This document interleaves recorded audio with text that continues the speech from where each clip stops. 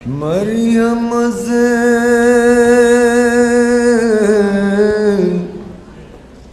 یک نسبت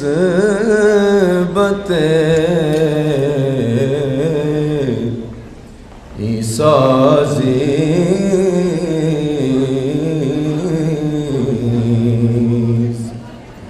از سے نسبت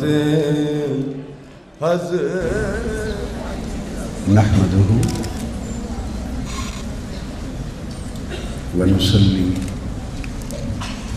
ونسلم على سيدنا ومولانا محمد رسوله النبي الأمين المكين. أما بعد، بسم الله الرحمن الرحيم.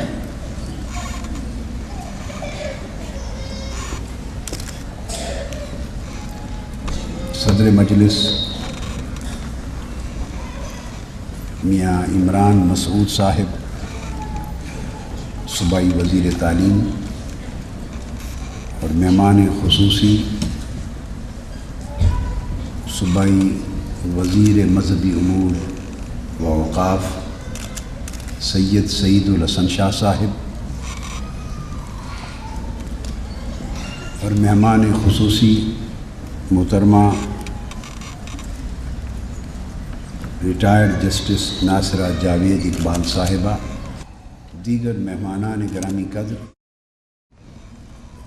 اور معزز خواتین، اللہ رب العزت کا شکر ہے جس کی توفیق سے ہم آج کی اس مبارک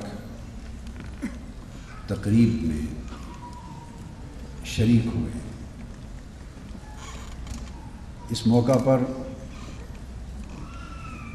جبکہ ایران کے خانہ فرہنگ ایران کے ڈائریکٹر جنرل بھی تشریف فرما ہیں اور ان کی اہلیہ صاحبہ بھی آئی ہیں، آج کی تقریب کے مہمانان خصوصی میں شامل ہیں، اور پاکستان کے طول و عرض سے اور اطراف و اکناف سے کثیر تعداد میں ہماری مائیں، بہنیں اور بیٹیاں سیدہ کائنات سلام اللہ علیہا کے اسم گرامی سے، آپ کی سیرت طیبہ کے حوالے سے، آپ کی عظمت کردار کی نسبت سے آپ کا یوم منایا گیا ہے، اور وہ دور دراز سے آ کر اس میں شریک ہوئی ہیں، باوجود اس کے کہ یہ دو دن پاکستان کی تاریخ کے بڑے اندوہناک دن ہیں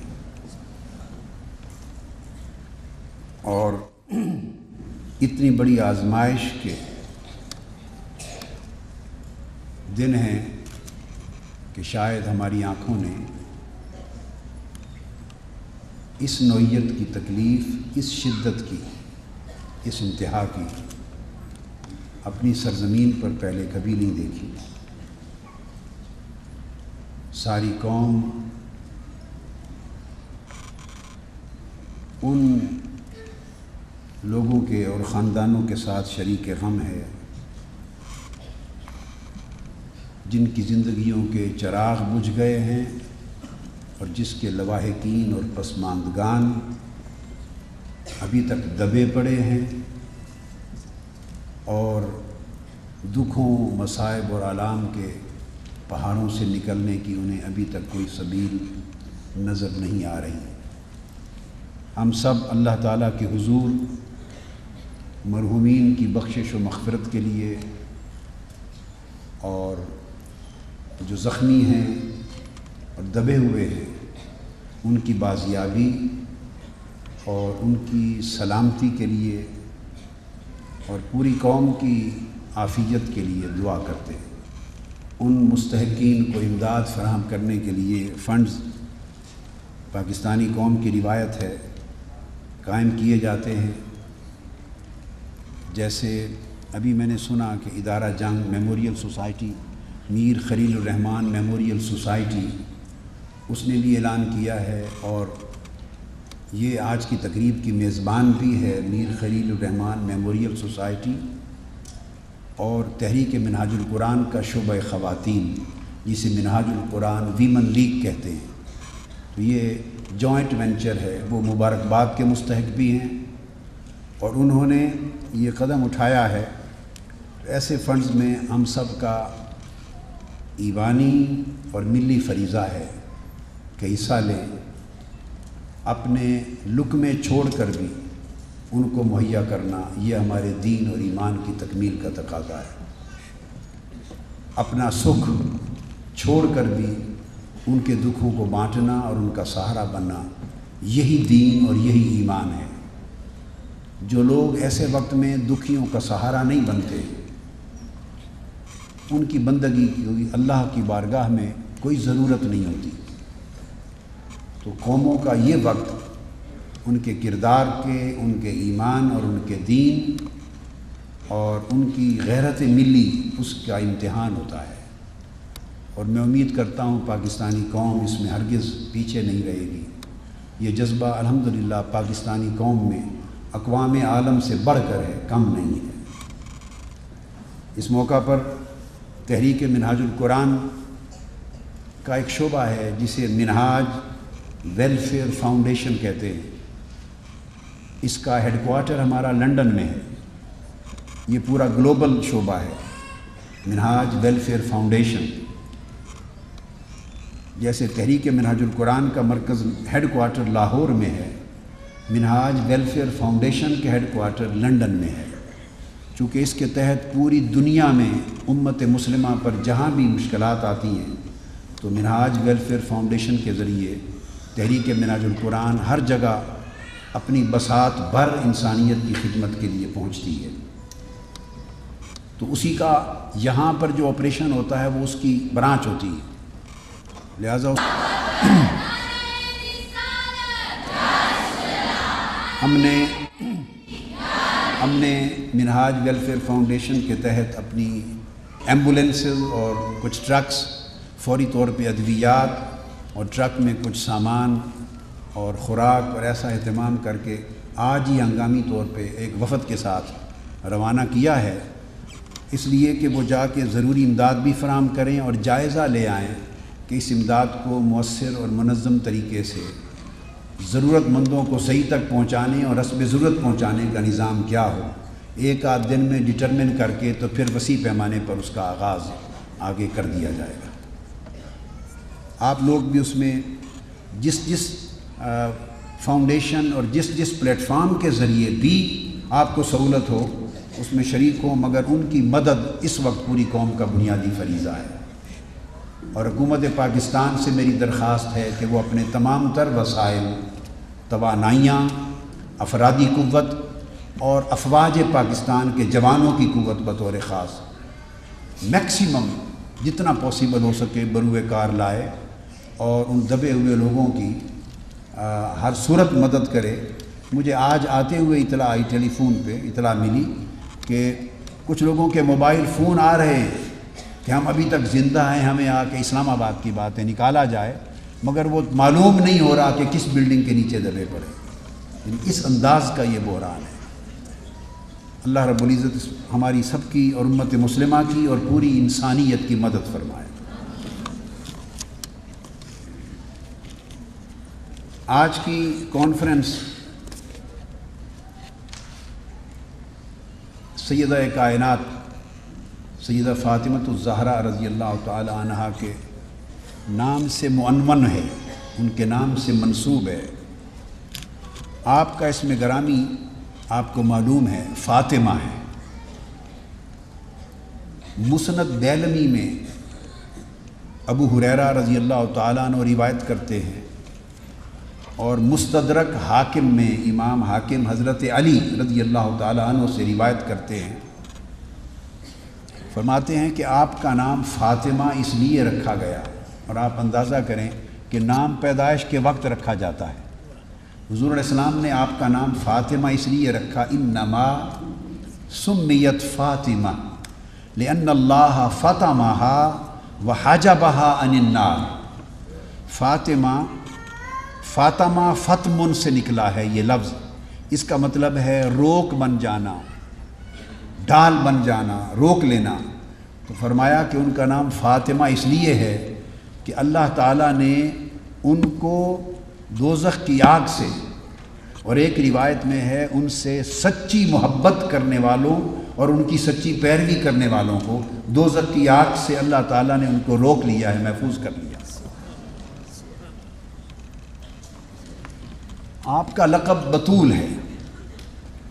بطول کا لفظ عربی زبان میں باطلا، باطلن سے نکلا ہے، اور اس کا معنی ہے قاطعہ و ابانہ۔ قرآن مجید کا یہ لفظ اور یہ آیت اسی سے ہے، وَتَبَتَّلْ إِلَيْهِ تَبْتِيلًا۔ اور اے بندے اللہ کا نام جپ، اللہ کا ذکر کر اس کے نام کا، اور ہر ایک سے کٹ کر اسی کا ہو جا۔ یہ تبتل کا معنی ہے، تبتل اور تبدیل کا۔ تو یہ تبتل اور تبدیل بھی باطلا سے نکلا ہے، اسی سے بطول نکلا ہے۔ تو اس کا معنی ہے کہ آپ وہ ہستی ہیں کہ عبادت گزاری میں آپ فنا فی اللہ تھیں، اور توجہ الی اللہ میں کامل تھیں، اور تفرغ الی اللہ اور تبتل الی اللہ میں اس مقام پر تھیں کہ وہ دنیا کی ہر رغبت اور ہر چاہت اور ہر خواہش سے مکمل طور پہ کٹ کر قلباً و روحاً اللہ کی ہو گئی تھی۔ تو ان کا کاملاً اللہ کی طرف جو رجوع تھا اور تعلق تھا اور ربط تھا، جس کی وجہ سے وہ ان کے دل ہر ایک محبت اور چاہت اور رغبت جو غیر کی ہے اس سے خالی ہو گیا تھا۔ تو آپ کی اس شان استغنا اور شان روحانیت کے باعث آپ کو لقب بطول عطا کیا گیا۔ تیسرا ٹائٹل آپ کا زہرا ہے، تو میں نے چاہا کہ نام کا تجزیہ کر دیں، فاطمہ البطول الزہرا۔ تو زہرا پھول کو کہتے ہیں، تو اس لیے کہا گیا لِأَنَّهَا زَهْرَةُ الْمُصْطَفَىٰ، کہ آپ حضور علیہ الصلوۃ والسلام کا پھول ہیں، بلکہ گلشن مصطفیٰ ہیں۔ پھول ہی نہیں ہیں، حضور کا گلشن ہے، اور آقا علیہ السلام کے سب پھول اسی گلشن سے پیدا ہوئے ہیں۔ اب میں آپ کی حیات طیبہ کے چند ایسے گوشوں کا ذکر کرنا چاہوں گا جن کا تعلق آپ کی اور ہماری زندگی کی تربیت کے ساتھ اور اصلاح کے ساتھ ہے، اور ان کی حیات طیبہ کے عملی گوشے، اور اختتام پر میں صرف ایک حدیث کی شرح کروں گا تاکہ گفتگو میں دونوں طرح کا جو ذوق ہے اور ضرورت ہے پوری ہو جائے۔ سیدہ کی ولادت ایک روایت کے مطابق، اور جو قول مختار ہے زیادہ مقبول روایت، اس کے مطابق اعلان نبوت سے 5 سال پہلے ہوئی تھی، اور ایک روایت یہ بھی ہے کہ جس سال آپ نے اعلان نبوت فرمایا، یعنی آپ کی بعثت ہوئی، اس کے سال بعد، یعنی آپ کی عمر مبارک جب 41 برس تھی حضور علیہ الصلوۃ والسلام کی، تو سیدہ فاطمہ الزہرا کی ولادت اس سال ہوئی۔ اور اس سے مختلف اور بھی اقوال سن ولادت کے بارے میں ہیں، مگر بنیادی طور پہ یہ 2 قول ہیں۔ اس لحاظ سے جو بات اخذ کرنا چاہتا ہوں، پہلا نقطہ وہ یہ، خواہ آپ اعلان نبوت سے 5 برس پہلے تولد پذیر ہوئی، خواہ اعلان نبوت کے پہلے سال میں آپ کی ولادت ہوئی، دونوں صورتوں میں ایک بات طے ہے کہ آقا علیہ الصلوۃ والسلام کے اعلان نبوت کے بعد جو مصائب و آلام کے پہاڑ، کٹھن مرحلوں کا دور ہے، مخالفتوں کا دور ہے، عزیمتوں کا دور ہے، سازشوں کا دور ہے، مزاحمتوں کا دور ہے، رکاوٹوں کا دور ہے، تہمتوں کا دور ہے، آقا علیہ السلام پر حملوں کا دور ہے۔ یہ جو پورا پیریڈ ہے وہ سارا پیریڈ آپ کے بچپن نے دیکھا ہے۔ اس سے میں آپ کی طبع میں، شخصیت میں ان بلٹ صبر، استقامت اور شجاعت کو ڈیولپ بیان کرنا چاہتا ہوں کہ پیدا ہوئی ہیں اور آنکھ کھولی ہے اس ماحول میں کہ جب مخالفتیں ہی مخالفتیں تھیں، تو پھر مخالفتوں میں آنکھ کھولنے والا بچہ نڈر ہو جاتا ہے، وہ اس میں خوف اللہ کے سوا کسی کا خوف نہیں رہتا، اور جس کی پرورش اس ماحول میں ہوئی ہو، اور تو پھر وہ اپنے حسین کو پال کر بڑی آسانی سے اس کا حوصلہ ایسا ہو جاتا ہے کہ کربلا کو بھی روانہ کر دے۔ یہ ایک ان بلٹ خوبی تھی، اور اسی میں یہ صحیح بخاری میں جو واقعہ آیا ہے، عبداللہ ابن مسعود رضی اللہ تعالیٰ عنہ روایت کیا، آپ کی عمر مبارک کوئی 5 برس کے قریب تھی حضور علیہ الصلوۃ والسلام کے اس واقعہ کے وقت۔ آپ حسین کعبہ میں نماز ادا فرما رہے ہیں، معروف واقعہ ہے، آپ نے سنا ہے۔ تو قریش جمع تھے، مخالفین، ابو جہل ایک پوری مجلس جمع کے بیٹھا تھا اور طعنہ زنی کر رہا تھا اور لغو گوئی کر رہا تھا۔ آقا علیہ الصلوۃ والسلام جب سجدے میں تشریف لے گئے تو ایک قبیلے نے بہت بڑی قربانی کی تھی اپنے مذہب کے مطابق، تو اس کی اوجڑی منگوا کے تو آقا علیہ السلام کے اوپر کندھوں پر پشت مبارک پہ رکھ دی، خاصی وزنی۔ اب دشمن ارد گرد کھڑے ہیں، ٹھٹھا مذاق کر رہے ہیں، طعنہ زنی کر رہے ہیں اور اونچا اونچا ہنس رہے ہیں۔ اوجڑی بڑی وزنی آقا کی پشت مبارک پہ رکھ دی گئی ہے، اور اتفاق ہے کہ کوئی مسلمان اور اس وقت موجود نہیں۔ 5 سال کی عمر میں سیدہ فاطمہ الزہرا رضی اللہ تعالیٰ عنہ نے دیکھا، دوڑتی ہوئی حسین کعبہ میں آئیں اور اس عمر میں اتنی وزنی اوجڑی اٹھا کے نیچے پھینکی اور کفار اور مشرکین کا اپنی زباں کے ساتھ مقابلہ کیا۔ گری اور گھبرائی نہیں ہے۔ ماؤں کے لیے اور والدین کے لیے خاص پہلو ہے کہ تربیت وہی کام آتی ہے جو بچپن میں ہو جائے، بس اس کے بعد صرف رونا دھونا ہے۔ یہ میں نے ایک نصیحت کا جملہ بول دیا، بات صرف شکوہ ہی شکوہ ہے اور رونا دھونا ہے۔ تربیت وہی کام آئے گی جو بچپن سے کر لی جائے۔ ایک سٹیج آتی ہے جب شخصیت ڈیولپ ہو کے پختہ ہو جاتی، پھر آپ اس کو اتنا بدل نہیں سکتے جتنا بدلنا چاہتے ہیں۔ مٹی جب کچی ہوتی ہے تو کمہار اسے جس طرح کا برتن میں ڈالنا چاہے ڈال لیتا ہے، جب وہ پک جاتی ہے اور برتن ہو جاتا ہے تو پھر وہ ٹوٹ تو سکتا ہے، ڈل نہیں سکتا۔ بچپن میں ہماری شخصیت اور کردار اور ہماری طبیعت اور مزاج کی کچی مٹی ہوتی ہے۔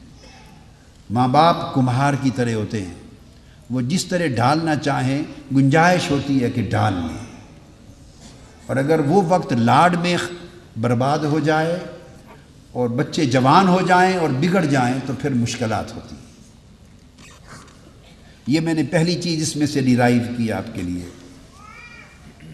پھر آپ نے اسی عمر میں دیکھا کہ آپ کی عمر مبارک 7-8 سال کی تھی یا 10-12 سال کی تھی، 9 عمری تھی، جب دوسری مشکل، بہت بڑی مشکل آپ کی حیات مبارکہ میں آئی ہے، اور وہ شیب ابی طالب کی 3 سالہ قید تھی۔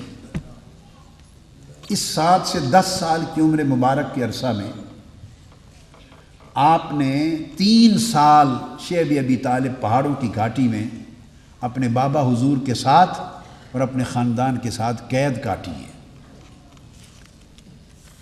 یہ وہ زمانہ ہے جب سوشل بائیکاٹ کر دیا گیا تھا۔ حضور صلی اللہ علیہ وآلہ وسلم اور آپ کے پورے قبیلے خاندان کے ساتھ، اور کفار اور مشرکین نے، قریش نے ایک ایگریمنٹ لکھ کر حضور علیہ السلام کے خلاف سوشل بائیکاٹس پر کچھ آرٹیکلز بنا کر کعبۃ اللہ میں نصب کر دیا تھا، لٹکا دیا تھا، اور کسی کو اجازت نہیں تھی کہ کوئی لین دین اور ملاقات تک بھی کر سکے۔ تو 3 سال اس گھاٹی میں آپ نے قید و بند کی صحبت گزاری، اور سیدہ کائنات کی پرورش اس ماحول میں ہوئی۔ اس کے بعد جو ایک اور چیز بڑی اہم توجہ طلب، وہ یہ حضور علیہ الصلوۃ والسلام انہیں ہر موقع پہ ساتھ رکھتے۔ یہ تربیت کا ایک اور پہلو تھا۔ بچوں کو، بچیوں کو، بیٹوں بیٹیوں کو ہر موقع پر بچپن سے ہی ساتھ رکھنا چاہیے۔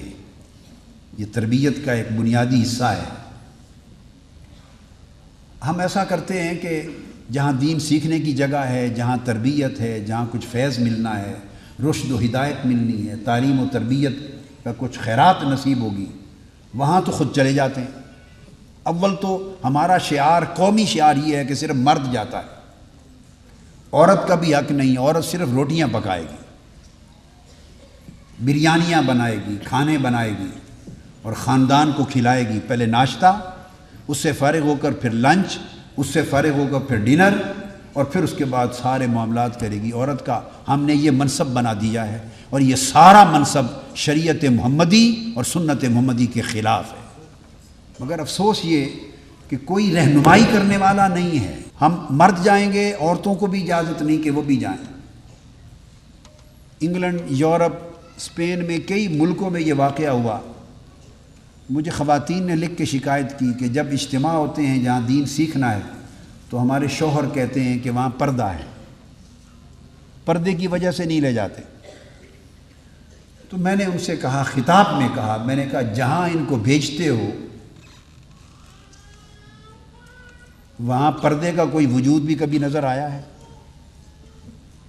میلوں میں جاتی ہیں، مارکیٹس میں جاتی ہیں، بزنس کرتی ہیں، جابز کرتی ہیں، شادی بیاہ، تقریبات، گیٹ ٹوگیدر، سوشل گیدرنگ، ہر جگہ جاتی ہیں۔ ایک اس جگہ نہیں جاتی جہاں دین سیکھنا ہے، وہاں پردہ آ جاتا ہے، اور جہاں پردے کا وجود نہیں ہوتا وہاں ہر جگہ جاتی ہیں۔ یہ جو ڈویلٹی ہے، دوہرا پن ہے کردار کا، اسے ہمیں اپنی سیرت سے ختم کرنا ہوگا۔ عورت جاب بھی کر سکتی ہے، اس کا حق ہے، شریعت نے اجازت دی ہے۔ بزنس کر سکتی ہے، شریعت نے اجازت دی ہے۔ وہ معلمہ ہے، وہ مقننہ ہے، وہ جج ہے، وہ امبیسڈر ہے، وہ نمائندہ ہے، وہ سوسائٹی کی لیڈر ہے، وہ محدثہ ہے، محدث ہوئی ہیں عورتیں، وہ اسکالر ہے، وہ سب کچھ ہے۔ اس کی گود یونیورسٹی ہے، بچوں کی پرورش گاہ ہے۔ تو جس کے ہاتھوں نسل تیار ہونی ہے، اگر اس کو موقع اپنی پراپر تعلیم اور تربیت کا نہ ملا تو نسل کیسے تیار ہوگی؟ موسٹلی مرد تو صبح سے رات تک اپنے بزنس، کاروبار اور معاش کمانے میں مصروف رہتے ہیں۔ گھر کس کے پاس ہوتا ہے؟ مرد کا تو دخل ہی کم ہے، صبح سے شام تک تو سارا دن تو وہ جاب پہ یا بزنس پہ گزارتا ہے۔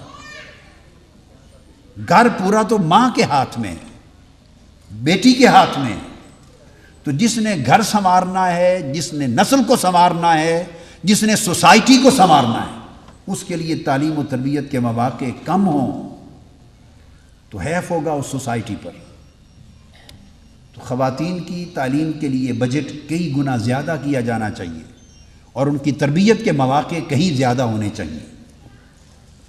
تو میں عرض کر رہا تھا حضور کی سنت سے کہ آپ کی عمر مبارک 3-4 سال تھی جب آیت اتری وَأَنذِرْ عَشِيرَتَكَ الْأَقْرَبِينَ، کہ سب سے پہلے دعوت اپنے قریبی رشتہ داروں کو دیں۔ دعوت، اس سے ایک فلسفہ ڈیولپ ہوتا ہے دین کا کہ دعوت، تبلیغ، تربیت، اس کی ابتدا فیملی سے ہونی چاہیے۔ ہمارے ہاں ابتدا ریموٹ جگہ سے ہوتی ہے، اور فیملی کا وقت زندگی میں مبلغ اور عالم صاحب کی زندگی میں نہیں آتا، وہ چراغ تلے اندھیرا رہتا ہے۔ حکم ہوا کہ ابتدا دعوت کی اپنی فیملی سے کریں۔ تو حضور علیہ السلام نے کل قریش کو کوہ صفا پہ جمع کیا۔ یہ بھی مشہور واقعہ آپ نے پڑھا بھی ہے، سنا بھی ہے۔ میں اس میں سے صرف ایک نقطہ ریلیونٹ جو آج سے ہے وہ لے رہا ہوں۔ تو جب سارے قریش اور خاندان کو جمع کیا دعوت اسلام کی اور توحید کی دینے کے لیے، تو 3-4 سال عمر تھی سیدہ فاطمہ کی، اس کو اٹھا کر حضور علیہ السلام اس پہلے اجتماع میں کوہ صفا پر لے کر گئے تھے۔ اس کو اٹھایا ہوا تھا ان کو ساتھ، حالانکہ خطاب کرنے جا رہے ہیں، دعوت دینے جا رہے ہیں، اور دعوت دے رہے ہیں مخالفین کو، قریش کو، دشمنوں کو، خدا جانے ان کا رد عمل کیا ہو، اور پہاڑ پر کھڑے ہو کے دعوت دینی ہے، مجمع عام ہے۔ 3-4 سال کی بیٹی کو تو لے جانے کی ضرورت نہیں ہے، اور گھر میں سیدہ خدیجہ الکبریٰ موجود ہیں، اس وقت وہ حیات تھی، گھر چھوڑ جاتے، مگر نہیں، چونکہ ابھی اس عمر میں آ گئی تھی کہ سنتی تھی، سمجھتی تھی، کم از کم ویژول امپیکٹ ہوتا ہے، ویژول امپیکٹ ہوتا ہے، اس سے جو پرسنالٹی ہے اس کے اوپر سائیکولوجیکل ایک اثر جاتا ہے، اس کو بھی مس نہیں کیا، تاکہ اس عمر میں نقش جو ہو جاتی ہے بات وہ ساری زندگی نہیں بھولتی۔ تو اس اجتماع میں بھی دعوت کے موقع پر اٹھا کے ساتھ لے گئے، اور جب آپ ایک ایک کا نام لے کے بتا رہے تھے کہ اپنے آپ کو سنوار لو، اپنے آپ کو سنوار لو، تو سب کو متوجہ کرنے کے لیے اس ایڈریس میں پھر سیدہ فاطمہ کا بھی نام لیا۔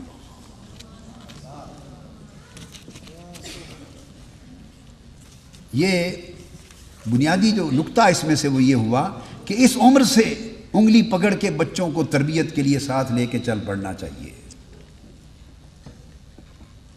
اور یہ بچپن کے لیے سیدہ فاطمہ کی سنت ہے، اور بچوں کو تربیت دینے کے باب میں تاجدار کائنات کی سنت ہے۔ اور پھر بہت کم کتب میں آیا ہے، بہت ساری کتابوں میں یہ بات درج نہیں، اتنا کم آیا ہے کتابوں میں کہ شاید آپ میں سے کوئی بھی یہ نہ کہہ سکے کہ میں نے پہلے کہیں پڑھا ہے یا سنا ہے۔ بعض چیزیں اتنی قلیل روایت ہوئی ہیں، ہوتی حقیقتیں ہیں۔ جس رات معراج نصیب ہوا آقا علیہ الصلوۃ والسلام کو، تو آپ کی عمر مبارک اس وقت 9 10 12 برس کے لگ بھگ تھی، تو جس مکان میں آقا علیہ السلام سوئے ہوئے تھے، آرام فرما تھے، اس رات بھی سیدہ فاطمہ کو اپنے ساتھ رکھا ہوا تھا۔ معراج کی شب آپ کے ساتھ تھی۔ جب جبرائیل امین آئے ہیں اور دروازہ کھٹکھٹایا تو دروازہ معراج کی شب سیدہ فاطمہ الزہرا نے کھولا ہے، اور آپ نے پوچھا کون؟ تو آگے سے جواب آیا کہ جبرائیل آیا ہوں براق لے کر، اللہ پاک نے پیغام بھیجا ہے، حضور سے ملنا چاہتا ہے، اللہ ملاقات کے لیے بلایا ہے۔ تو سیدہ کائنات نے جا کے خبر دی ہے، پھر جبرائیل امین آئے اور باقی واقعہ معراج پیش آئے۔ اس سے آپ اندازہ کریں کہ کس طرح آقا علیہ السلام انہیں اپنی قربت و صحبت میں رکھتے۔ اس سے یہ پوائنٹ اخذ کر رہا ہوں کہ کتنی قربت و صحبت میں رکھتے تھے۔ تربیت صحبت سے ہوتی ہے، قربت سے ہوتی ہے۔ والدین بالعموم بچوں پر جو مذہبی طبیعت کے والدین ہیں، ریلیجس مائنڈڈ مذہبی طبیعت کے لوگ، وہ بچوں پر ایسا روب ڈالنے کا ایک مزاج اور طبیعت یا رجحان رکھتے ہیں تاکہ بچے خوف زدہ رہیں۔ یہ خوف زدگی کا کوئی تصور اولاد کے لیے اسلام میں نہیں ہے، حضور کی سنت میں نہیں ہے۔ آقا علیہ السلام کی سنت یہ ہے کہ قربت اور صحبت میں رکھ کے انہیں اپنائیت دی جائے، اتنی شفقت اور پیار دیا جائے کہ وہ پیار کے اندر ہی خوف ہو، اور محبت میں جو خوف ہے وہ دنیا کی کسی شے میں نہیں ہے۔ یہ ایک الگ باب ہے۔ خوف اور خشیت کی جو کیفیت محبت میں ہے وہ وحشت والے خوف میں نہیں ہے، مگر قربت اور صحبت میں رکھیں، پیار دیں، محبت دیں، اور اس طریق سے تربیت کریں۔ اگر خوف زدگی کی کیفیت پیدا کریں گے تو بچے آپ سے دور ہو جائیں گے، فاصلہ ہو جائے گا، وہ دور ہو جائیں گے، چھپ جائیں گے، پھر آپ کے سامنے ڈر کے مارے وہ سب سمیٹ سموٹ کے سیٹ ہو کے آ جائیں گے، اور آپ کے جانے کی دیر ہے تو سب الحمدللہ پھر اپنی پراپر جگہ پہ واپس سب کو چلا جائے گا۔ تو یہ پھر دھوکہ دہی شروع ہو جائے گی، دھوکہ دہی شروع ہو جائے گی۔ اگر پیار، نرمی، محبت اور شفقت اس ماحول میں قربت میں تربیت دیں گے تو دوہرا پن نہیں ہوگا، چھپے ظاہر باطن سب کچھ ایک کردار رہے گا۔ یہ تربیت کا عالم تھا، اور ایک لمحہ بھی آقا علیہ السلام انہیں اپنے آپ سے جدا نہیں فرماتے تھے، حتیٰ کہ ایک وقت صرف آیا اور وہ سفر ہجرت تھا، اس میں آقا علیہ السلام ان کو ساتھ نہیں لے جا سکے، ہجرت کی رات۔ مگر وہاں پہنچ کر آپ نے زید بن حارثہ کو بھیجا اور حضرت ابو رافع کو بھیجا، اور سیدنا مولا علی المرتضیٰ آلریڈی یہاں تھے، اونٹ بھیجے، اور مولا علی المرتضیٰ کی قیادت میں ایک قافلہ تھا، اس میں 4 فواتم روانہ ہوئیں، 4 فاطمائیں اس قافلے میں چلیں، فواتم کہتے ہیں اس کو، 4 فاطمائیں، سیدہ فاطمہ الزہرا، اور دوسری کون؟ سیدہ فاطمہ بنت اسد، حضرت مولا علی شیر خدا کی والدہ، یعنی آپ کی دادی جان، وہ بھی فاطمہ۔ تیسری فاطمہ بنت زبیر بن عبد المطلب، وہ بھی فاطمہ، اور چوتھی فاطمہ بنت حمزہ بن عبد المطلب۔ ایک ہی خاندان کی 4 فاطمہ، پھر حضرت ام کلثوم آپ کی ہمشیرہ اور رقیہ آپ کی ہمشیرہ، اور حضرت عائشہ صدیقہ رضی اللہ تعالیٰ عنہ، اور حضرت ام ایمن اور ان کے بیٹے، اور سیدنا ابوبکر صدیق کی بہو ام رومان، اور حضرت عائشہ صدیقہ کی بہن حضرت اسما اور حضرت اسامہ. یہ قافلہ تھا جو مولا علی المرتضیٰ کی قیادت میں پھر بعد میں حضور کے پیچھے گیا. اور آقا علیہ السلام اس وقت تک قباء سے شہر مدینہ میں نہیں گئے جب تک فاطمہ نہیں پہنچ گئی. سیدہ کا سارا قافلہ پہنچا، آپ 17 دن وہاں مقیم رہے. جب قافلہ پہنچا ان کو ریسیو کر کے تو ملا کے پھر 2 میل کا فاصلہ تھا قباء کی بستی اور مدینہ کی بستی میں، پھر آپ مدینہ تشریف لے گئے. اس کے بعد پھر واقعات آئے ہیں. ہر غزوہ میں آپ ساتھ جاتی. اب یہ دوسرا اینگل ہے. جہاد کی پوری زندگی میں ساتھ شریک رہی، ہر غزوہ میں ساتھ ہوتی. غزوہ بدر میں ساتھ تھی. واپسی ہوئی تو اس دوران سیدنا عثمان غنی رضی اللہ تعالیٰ عنہ کی زوجہ محترمہ اور حضور علیہ السلام کی شہزادی حضرت رقیہ سیدہ فاطمۃ الزہرا رضی اللہ تعالیٰ عنہ کی بڑی ہمشیرہ، ان کا وصال ہو گیا تھا اور تدفین ہو گئی تھی. جب پلٹی سیدھی ان کی قبر پہ گئیں اور رونے لگ گئیں. اور طبقات ابن سعد میں آیا ہے کہ آقا علیہ السلام اپنا کپڑا لے کر سیدہ فاطمہ کے آنسو پوچھ رہے تھے. میں نے وہ جو روحانی عظمت اور فضیلت کی دیگر باتیں ساری چھوڑ دی ہیں، وہ الگ موضوع ہے. میں نے اور اینگلز لیے ہیں. وہ میری کتاب جن کا ذکر علامہ کراروی صاحب نے فرمایا الدرۃ البیضاء، تو اس میں آپ پڑھیں، احادیث ترجمے کے ساتھ ہیں. وہ آپ کے فضائل کا جو دوسرا اینگل ہے عظمت کا، وہ اس میں ہے. اس لیے میں شادی کی فضیلت کی بات نہیں کی کہ شادی کا امر اوپر ہوا تھا اور امر الہی سے سیدنا مولا علی المرتضیٰ سے عقد ہوا. شادی ہو چکی تھی. شادی کے بعد آقا علیہ السلام نے فرمایا علی اب کوئی گھر لے لو نا فاطمہ کے لیے، چھوٹا سا انڈیپینڈنٹ، تاکہ رہو. اس سے جو بات میں اخذ کرتا ہوں، اور صرف اس سے نہیں، علاوہ اس کے شرعی اصول ہیں، وہ یہ کہ جب بچے کی شادی ہو جائے تو ضد نہیں کرنی چاہیے کہ ایکسٹینڈڈ فیملی میں مل جل کے ہی رہیں گے. یہ ان کا رائٹ ہے کہ ان کو انڈیپینڈنٹ گھر دیا جائے. ہماری فیملیز میں بہت بڑا جو بگاڑ اور فساد ہے، اس کی ایک ریزن یہ بھی ہے کہ والدین انسسٹ کرتے ہیں کہ بہو کو ادھر ہی لائیں گے، اکٹھے رکھیں گے اور ایک ہی جگہ پہ کھائیں گے اور اکٹھے رہیں گے. یہاں سے آگے 2 زندگیاں اور لائف کے 2 ازدواجی یونٹ، ان کی انڈرسٹینڈنگ جب نہیں ہوتی تو پھر فیملی کے اندر دراڑ آتی ہے اور انتشار پیدا ہوتا ہے، اور کوئی تشخیص نہیں کر پاتا کہ قصور وہ بہو قصوروار ہے یا ساس. اسی گورکھ دھندے میں لگے رہتے ہیں. قصور اس فیصلے کا ہے جس نے حضور علیہ السلام کی سنت سے منہ موڑا ہے. یہ شریعت نے حق دیا ہے شادی کے بعد کہ بچی کو، بہو کو الگ گھر دیا جائے. اس کو گھر دیں، اس کو وسائل دیں. وہ پیرنٹس اور گھر والوں کے ہاتھوں کی طرف نہ تکے اپنی ضروریات کے لیے. اس کا شوہر اس کو کما کے دے، انڈیپینڈنٹ لائف ہو. پھر وہ تھوڑا فاصلہ رکھیں اور فاصلے میں قربت رکھیں، پھر محبت سے رہیں، عزت و احترام رہتا ہے، پھر فیملیز ٹوٹتی نہیں ہیں. ہم جو ایک ہی بنا کے رکھنے کی کوشش کرتے ہیں، وہ یکتائی کا تصور توڑ دیتا ہے اس فیملی کے یونٹ کو. یہ رائٹ ہے، دینا چاہیے. الا یہ کہ خوشی سے رہیں. جب دیکھیں ہلکی سی تپش محسوس ہو رہی ہے، ٹیمپریچر معمولی سا بن رہا ہے، اس ٹیمپریچر کے بڑھنے سے پہلے الگ گھروں میں بھیج دیں. تو شادی کے ساتھ ہی آقا علیہ السلام نے فرمایا علی ایک گھر لے لو اور آپ اور فاطمہ الگ رہو، انڈیپینڈنٹ رہو. سیدنا علی المرتضیٰ نے ایک گھر لیا. اس گھر کا جو ارینج کیا تو وہ گھر تھوڑے سے فاصلے پر تھا. اب فاصلہ کیا ہوگا، میں آپ کو ایکچوئل پوزیشن بتاتا ہوں. مثلا میں یہاں کھڑا ہوں، یہ سٹیج ہے، وہ آپ کی دیوار ہے. اس جگہ سے اس دیوار تک کا بھی فاصلہ نہیں تھا. ممکن ہے اس سے آدھا فاصلہ ہو. چھوٹی سی تو بستی تھی مدینہ، کل چھوٹی سی بستی تھی.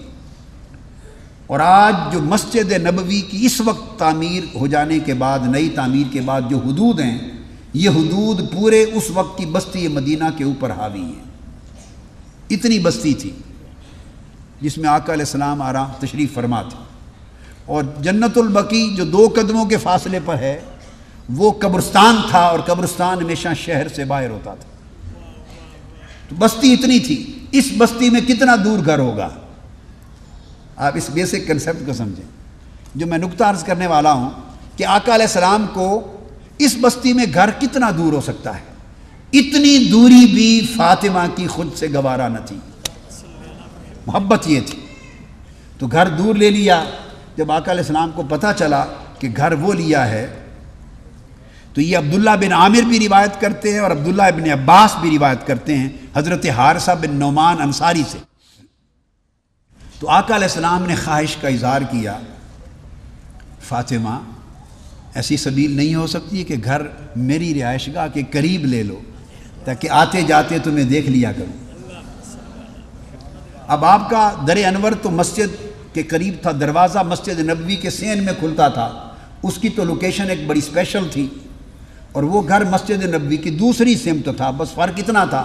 تو مسجد نبوی بھی چھوٹی سی تھی جتنی آج ریاض الجنہ ہے، چھوٹی سی جگہ سے. تو عرض کیا یا رسول اللہ، حضرت علی سے ذکر کیا. انہوں نے خبر دی کہ یا رسول اللہ حضرت حارثہ بن نعمان انصاری حضور کے غلام ہیں، صحابی ہیں، ان کے مکان متصل آپ کے ساتھ ہیں. اگر وہ ہمارے مکان کے ساتھ ایکسچینج کر لیں تو پھر ہم یہاں آ سکتے ہیں. عرض کی بابا جان آپ فرما دیں حارثہ بن نعمان کو، حضور کے غلام ہیں، صحابی ہیں، آپ فرما دیں. تو آقا اب یہ دوسرا اینگل بھی ہے. فرمایا مجھے حیا آتی ہے کہ میں حارثہ سے مکان مانگوں، میں نہیں کرتا. یہ مذہبی رہنماؤں کے لیے، مشائخ اور پیروں کے لیے، علماء کے لیے، دینی رہنماؤں کے لیے. سیاسی لیڈروں کا میں ذکر اس لیے نہیں کرتا کہ وہ تو سارا کچھ ہی ہڑپ کر کے ڈگار نہیں لیتے. ان کی بات کیا کرنی ہے، ان کے لیے تو پورے ملک ہی حلال ہیں اور پھر چلتے رہتے ہیں ان کے معاملات. وہ تو سارا کچھ کھا جائیں تو سب حلال ہے. مذہبی رہنماؤں کے لیے میں بات اس وقت کر رہا ہوں چونکہ مذہبی تقریب ہے. آقا کی سنت سے سیکھیں. ماننے والوں اور پیروکاروں سے داؤ پیچ چل کے نذرانے لینا، پیسے بٹورنا، جائیدادیں لینا، یہ سنت مصطفیٰ کے خلاف ہے. اور جو لوگ اس طرح اہتمام کرتے ہیں اور طریقے سے وصول کرتے ہیں، کیش، کائن، مکان، جائیدادیں، پیسہ، ٹکا، تو پھر یقیناً نہ ان کی دعوت میں فیض رہتا ہے، نہ تبلیغ میں برکت رہتی ہے، نہ زبان میں تاثیر رہتی ہے، نہ وجود میں تقویٰ رہتا ہے. پھر وہ دعائیں بھی قبولیت کھو دیتی ہیں، سجدے بھی اپنا فیض کھو دیتے ہیں. اس لیے کہ دل میں تو دنیا کا لالچ ہے. دین شخصیتوں میں اس وقت تک متمکن نہیں ہوتا جب تک دل کی بستی دنیا کی لالچ کی غلاظت سے پاک نہ ہو جائے. اگر دل میں دنیا، مال و دولت کا حرص، طمع اور لالچ ہے، وہ ساری زندگی سجدوں میں گزار دے، وہ سجدہ اسے اللہ کے قریب نہیں کر سکتا. بنیادی بات ہے. اللہ. تو آقا علیہ السلام نے فرمایا مجھے حیا آتی ہے کہ میں حارثہ سے بات کروں. یہ بات کسی طریقے سے نکل گئی اور حضرت علی نے کہیں ذکر کر دیا ہوگا، بیان نہیں آیا حدیث میں، مگر حضرت حارثہ آقا علیہ السلام کی بارگاہ میں آ گئے. عرض کیا یا رسول اللہ، مجھ تک خبر پہنچی ہے کہ آپ حضرت بی بی خاتون جنت فاطمہ زہرا کا گھر اپنے در دولت کے قریب چاہتے ہیں. آپ نے فرمایا میں تلاش میں ہوں کہ ایکسچینج ہو جائے ان کا گھر کسی سے. تو انہوں نے عرض کیا، اب حدیث کے لفظ ہیں، عرض کیا انما انا و مالی للہ ولرسولہ. یا رسول اللہ مجھے حکم کیوں نہیں فرمایا؟ خدا کی قسم میں اور میرا مال اور ہم سب کی زندگیاں اور ہمارے مال و دولت ان کا مالک ہی اللہ اور اللہ کا رسول ہے. یہ تو ہمارا ہے، مال ہمارا ہے ہی نہیں، مالک ہی آپ ہیں. تو انہوں نے اسی وقت عرض کیا یا رسول اللہ یہ گھر اچھا گھر ہے جو آپ کے گھر کے ساتھ متصل ہے. تو آپ نے اس کو ایکسچینج کیا. حضرت علی کا فاطمہ زہرا کا لیا ہوا گھر حضرت حارثہ کو دیا اور اس کے بدلے میں ایک ہی سائز کا گھر تھا رقبے کا، یہ گھر لیا، ایکسچینج کیا. آقا علیہ السلام خوش ہو گئے. اب حارثہ بن نعمان کی ایک بڑی قربانی، ایک خدمت آقا کے قلب اطہر میں خوشی پیدا کرنے کی ہو گئی. خوشی کا باعث بن گئے، حضور خوش ہو گئے۔ نتیجہ کیا تھا کہ پھر ہر روز چاہتے یہ تھے آقا علیہ السلام کہ ہر روز نماز فجر کے لیے نکلتے، اور پھر ان کا دروازہ بھی مسجد نبوی میں کھلوا دیا، کہا فاطمہ کے گھر کا دروازہ بھی مسجد نبوی کے سین میں کھلے۔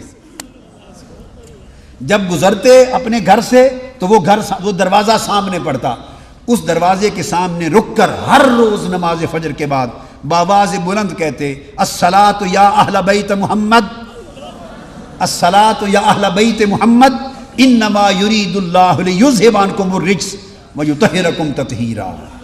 اے اہل بیت محمد نماز کا وقت ہو گیا۔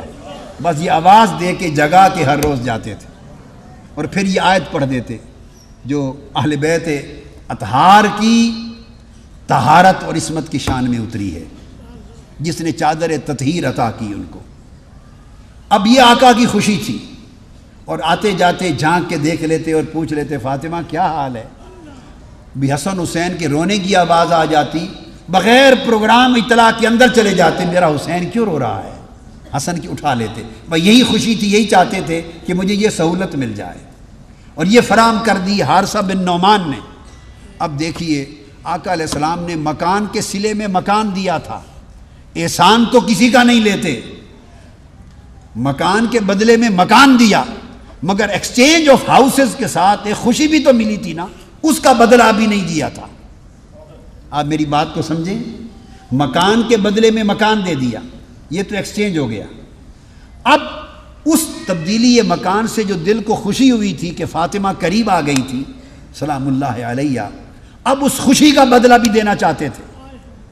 وہ کیا دیا کہ عبداللہ بن عامر اور عبداللہ بن عباس رضی اللہ تعالیٰ عنہما روایت کرتے ہیں کہ ایک روز حضور علیہ السلام کی خدمت میں جبرائیل امین بیٹھے،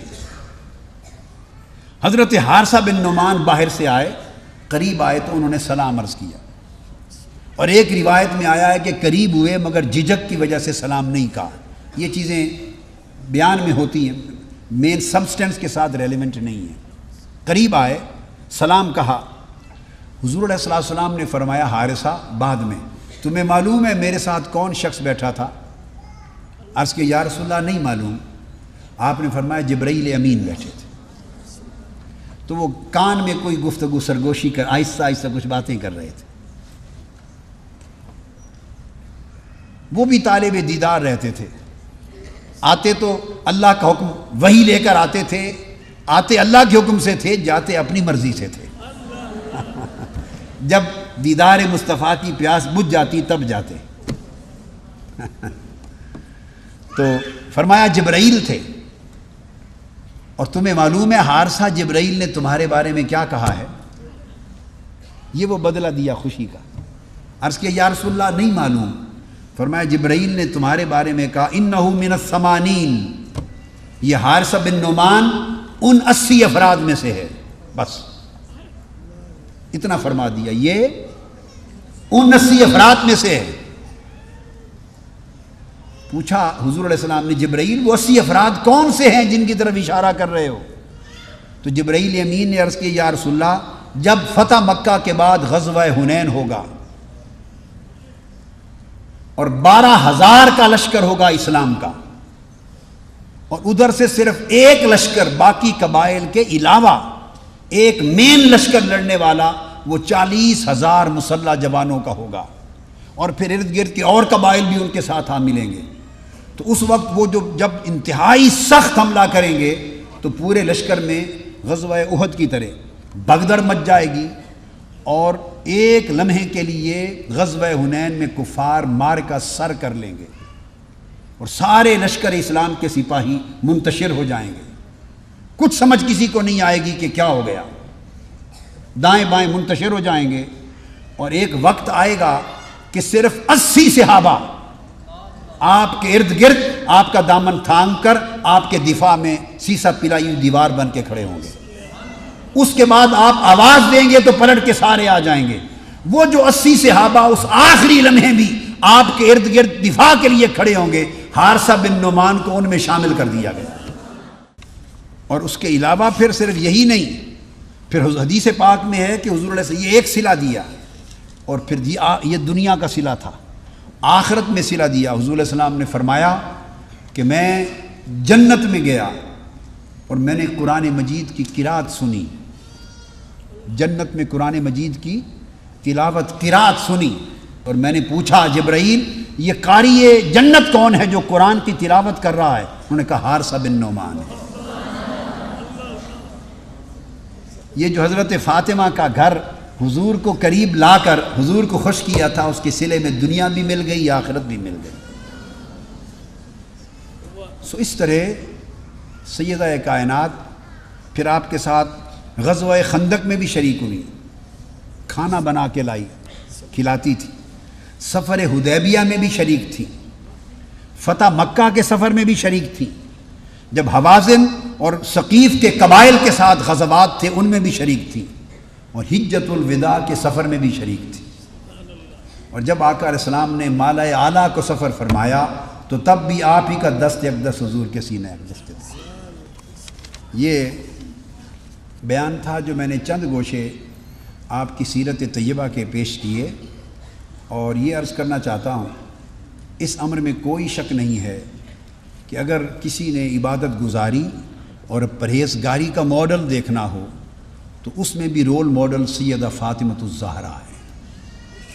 کسی نے صبر، توکل اور مصائب و آلام کے اندر استغنا کا ماڈل دیکھنا ہو تو وہ نمونہ کامل بھی سیدہ فاطمۃ الزہرا ہے۔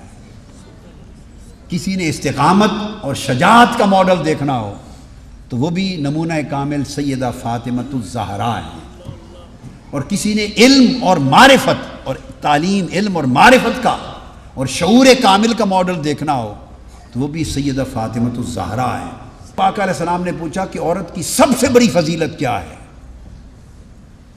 تو کسی کو جواب نہیں آیا، ہر ایک نے جواب دیا مگر آقا علیہ السلام نے قبول نہیں کیا۔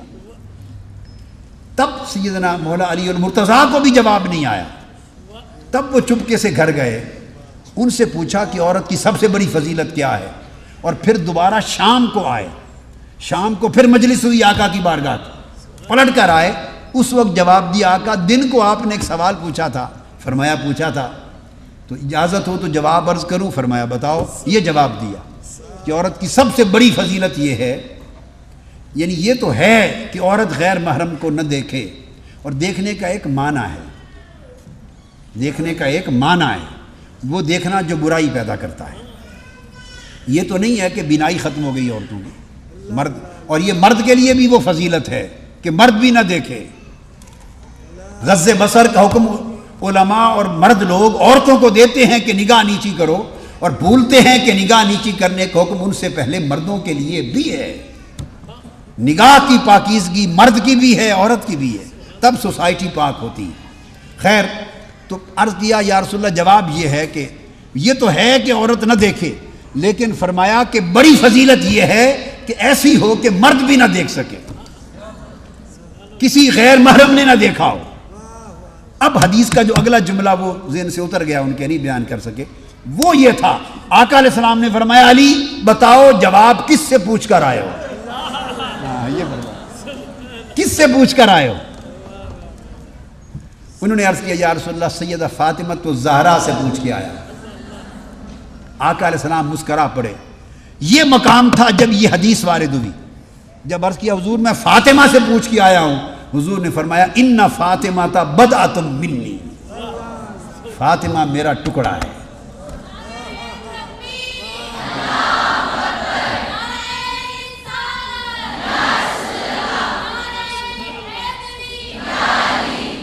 اب میں حدیث کی شرح کرنا چاہتا تھا، اس کا ارادہ میں نے ترک کر دیا وقت کی وجہ سے، چونکہ اگر میں اس کی شرح کروں تو وہ بالکل ایک نئی شرح ہے جو آج تک ائمہ حدیث اور شارحین حدیث میں سے کسی محدث نے نہیں لکھی، اور میری زندگی میں کسی محدث کے قلم سے وہ شرح نہیں گزری آج تک۔ تو جب ایک ایسی شرح نئی انسان کرتا ہے تو اس کے لیے دلائل ہوتے ہیں، قرآن کے، حدیث کے، لغت کے، تو وقت لیتا ہے، وہ پھر وہ کام وقت لیتا ہے۔ تو میں نے چونکہ پہلی گفتگو اور قیمتی گفتگو تھی اور اس میں ہم نے جو پانا تھا پا لیا، تو میں اس کی وجہ سے اس کی شرح میں نہیں جانا چاہتا، صرف معنی دو معنی بتا دیتا ہوں اور شرح کو چھوڑ دیتا ہوں۔ تو اس موقع پر آقا علیہ السلام نے فرمایا، جب سنا کہ فاطمہ سے جواب لے کے آیا ہوں، فرمایا فاطمہ یہ جواب کیوں نہ دیتی، بدعۃ منی، وہ میرا ٹکڑا ہے، اور یہ جواب فاطمہ ہی دے سکتی تھی۔ یہ علم اور معرفت اور شعور کامل کی مثال تھی۔ اب میں نے عرض کیا کہ شرح چھوڑوں گا، ریفرنسز چھوڑ دوں گا، دلائل چھوڑ دوں گا، صرف معنی سمجھا دیتا ہوں۔ بدعۃ منی پر علماء نے، محدثین نے، شارعین نے، محققین نے سرے سے گفتگو ہی نہیں کی۔ جتنی کتابیں عرب و عجم کی طبع شدہ 1000 سال کے عرصے میں لکھی گئی، تمام مستند معتبر مآخذ اور مصادر میں نے پڑھے، ایک ایک اٹھا کے دیکھا، وہ صرف اتنا ہی لکھ دیتے ہیں، باقی بحث کرتے ہیں بدعۃ منی کا مطلب ہے جسم کا ٹکڑا ہے، بس اتنا لکھ دیتے ہیں، اور اس کے علاوہ بدعۃ پر گفتگو نہیں کی کسی نے آج تک۔ کوئی اور موقع ہوگا تو میں اس پر تفصیل سے گفتگو کروں گا، ایک الگ شرح ہے، لیکن آج صرف آپ کو توفتاً اس کا معنی بتانا چاہتا ہوں۔ بدعۃ منی اگر اس کا معنی کریں کہ میرا ٹکڑا ہے، میرے دل جسم کا ٹکڑا ہے، جگر کا ٹکڑا ہے، تو یہ کون سی خصوصیت ارشاد فرمائی؟ ہر بیٹی باپ کے جگر کا ٹکڑا ہوتی ہے، اس میں خصوصیت کیا ہوئی؟ ہر بیٹی باپ کے جگر کا ٹکڑا ہوتی ہے۔ تو پھر اگر آقا علیہ السلام نے اس جواب کے اوپر رسپانس دیتے ہوئے، اپریشیٹ کرتے ہوئے یہ کمنٹ کیا کہ ہاں یہ جواب فاطمہ ہی دے سکتی تھی، کیوں؟ بدعۃ منی، وہ میرا حصہ ہے۔ تو بدع کا جو لفظ ہے اس کے دو معنی ہیں، ایک یہ لفظ عدد کے لیے استعمال ہوتا ہے، عدد نمبرز، اور ایک یہ لفظ ٹکڑے کے لیے استعمال ہوتا ہے۔ عدد کے لیے عربی لغت میں متفق علیہ قاعدہ ہے، اس بات پر ائمہ لغت میں سے کسی لغت کی کتاب کا اختلاف نہیں ہے، نہ تفاسیر میں اختلاف ہے، نہ کسی صاحب علم نے اختلاف کیا ہے۔ یہ لفظ بدعۃ، بدعۃ، بدعن، بدعن اور بدعن، یہ جو لفظ ہے عدد میں استعمال ہوتا ہے 3 سے اوپر اور 9 سے نیچے۔ اگر 10 کی بات ہو رہی ہو نا، 10، تو اس میں 3 سے اوپر 9 سے نیچے کوئی بھی عدد حصہ ہو تو اس کو بدعۃ اور بدعن کہتے ہیں۔ اور کثرت کے ساتھ ائمہ نے بدعن اور بدعن اور بدع یہ یوز کیا ہے 7 کے لیے۔ قرآن مجید میں یہ لفظ بدعن کے طور پر صرف 2 مقامات پہ آیا ہے، سورہ یوسف میں اور سورہ روم میں۔ سورہ یوسف کے بارے میں فلابث فی السجن بضع سنین، یوسف جیل میں کچھ سال رہے، یوسف جیل میں کچھ سال رہے، بضع سنین۔ تو اس پر کوئی اختلاف نہیں ہے، سب نے لکھا ہے کہ بدعہ سے مراد 7 سال ہے، آپ 7 سال رہے تھے، تو لفظ بدعہ 7 کے لیے استعمال ہوا، out of 10، 7 out of 10، and it can be 9 out of 10، not 10، 10 نہیں ہو سکتا، 10 سے 9، 8، 7، مگر عموماً 7 پر استعمال ہوتا ہے۔ اور 7 کا عدد، اور سورہ روم میں بھی یہ لفظ آیا ہے، وہاں بھی 7 سال کے لیے آیا ہے۔ 7 کا عدد 10 میں آپ غور کریں، یہ 2/3 بنتا ہے۔ آپ ذرا کریں، 10 کو 3 حصے کریں، 3.5، 3.5 اور پھر آگے وہ 3.5 تو نہیں بچتا، 3 کریں تو یہ 2/3 بنتا ہے۔ 7 2/3 سے تھوڑا اوپر، باقی 1/3 بچتا ہے۔ اور بدعہ کا معنی شک نہیں ہے کہ ٹکڑا ہے جگر کا، جان کا۔ حضور نے فرمایا بدعہ اور بدعتن کا لفظ یوز کر کہ فاطمہ وہ ٹکڑا نہیں ہے جو ہر بیٹی باپ کا ہوتی ہے، 2/3 جان میری فاطمہ میں ہے، 2/3 جان۔ مدغہ، مدغہ کس کو کہتے ہیں؟ عربی زبان میں دل کو کہتے ہیں۔ مدغہ کے 2 معنی ہیں، ایک معنی ہے دل، تو دل کو مدغہ کہتے ہیں، اور حدیث میں بھی حضور نے دل کو مدغہ کہا۔ تو مدغۃ منی اور بدعۃ منی کا مطلب آپ نے فرمایا کہ فاطمہ میرا دل ہے، اور دل زندگی اور روح کا مرکز ہوتا ہے۔ دل مرکز روح ہے.